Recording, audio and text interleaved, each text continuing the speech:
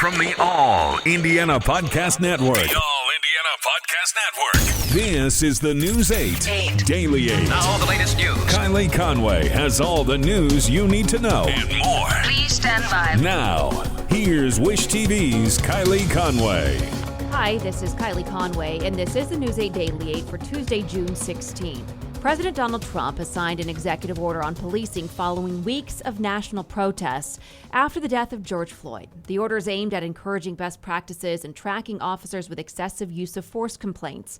In the Rose Garden, Trump stressed the need for higher standards and commiserated with mourning families, even as he hailed the vast majority of officers as selfless public servants and held his law and order line. The order comes as Senate Republicans prepare to unveil their own package of policing proposals after Democrats did the same. And as I mentioned yesterday on the Daily 8, Indianapolis Mayor Joe Hogshead is ordering an independent review of recent protests and riots and the police response to them here in Indianapolis. And now a retired IMPD officer says that's not what's going to fix the system. IMPD Sergeant Chris Wilburn spent 15 years working for IMPD, many of those years as the public spokesperson for the department. Wilburn says he fears policy changes on paper may not be enough to create real change. And while he likes the idea of focusing on prevention, he says he has doubts a program in Camden, New Jersey will work in Indianapolis.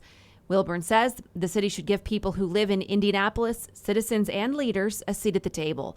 He's created the hashtag #DoTruth on social media. He says he plans to continue speaking on the topic there. The Indianapolis Urban League says it's on board with the independent investigation, but also released a statement saying, similarly, their engagement must be coupled with an authentic commitment from all levels of city leadership, law enforcement, and the FOP to truly welcome, embrace, and utilize input from community stakeholders. The league also says they agree with the mayor that now is the time for change.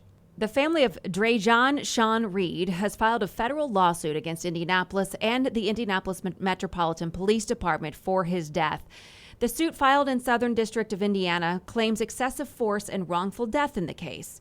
Reed was shot and killed by IMPD officer DeJure Mercer on May 6th. According to attorneys for the family, they say Reed presented no immediate threat to Officer Mercer or anyone else, and that Reed did not fire at Mercer. IMPD says Reed and Mercer exchanged gunfire. IMPD says Reed fired 2 shots at Mercer and that a gun matching one in photos on Reed's social media was at the scene. IMPD says that officers initially pursued Reed for driving recklessly before ending the chase. Later, Mercer noticed Reed's vehicle and started chasing him again. Reed got out of his car near 62nd Street Michigan Road, and then Mercer chased him. IMPD says Mercer used his stun gun on Reed first, but that was ineffective. Attorneys for Reed's family say Mercer then shot Reed while he was convulsing on the ground. The end of the chase and the shots were streamed on Facebook Live through Reed's phone. The shots are not seen on camera, but you can hear them. And after the shooting, another officer who arrived on scene, Stephen Scott, was overheard saying, "Looks like it's going to be a closed casket, homie." Scott was suspended by IMPD for those comments. A coroner's report detailing Reed's injuries have not been released publicly. A special prosecutor has been assigned to investigate the case. The Operation of Corporation Counsel Office for Indianapolis declined to comment out of respect for the judicial process.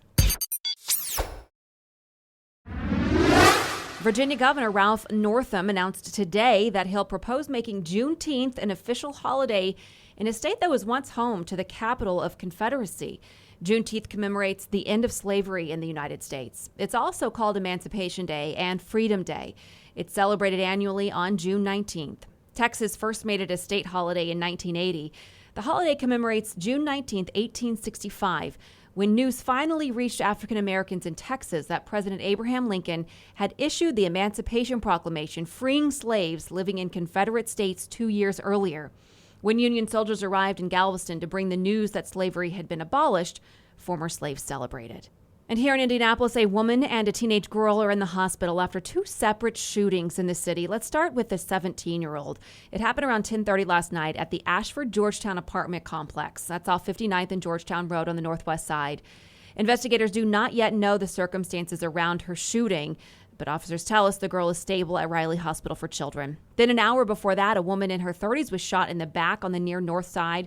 The scene was at Tellman and Roosevelt Avenues, not far from East 19th and Hillside Avenue. She's at a hospital in stable condition. Police believe that shooting was targeted. Pacific Gas and Electric pleaded guilty today to 84 felony counts of involuntary manslaughter for a wildfire that wiped out most of a Northern California town called Paradise.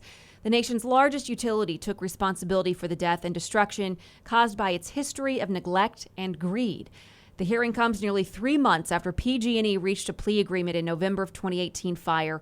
Investigators found the fire that destroyed Paradise was ignited by PG&E's rickety electrical grid. The company agreed to pay a $3.5 million fine and $500,000 for the criminal investigation. This has been your News 8 Daily 8 for Wish TV. I'm Kylie Conway. Online at wishtv.com and follow us on Facebook when you search Wish TV. Check out more podcasts from the All Indiana Podcast Network now at allindianapodcastnetwork.com. allindianapodcastnetwork.com.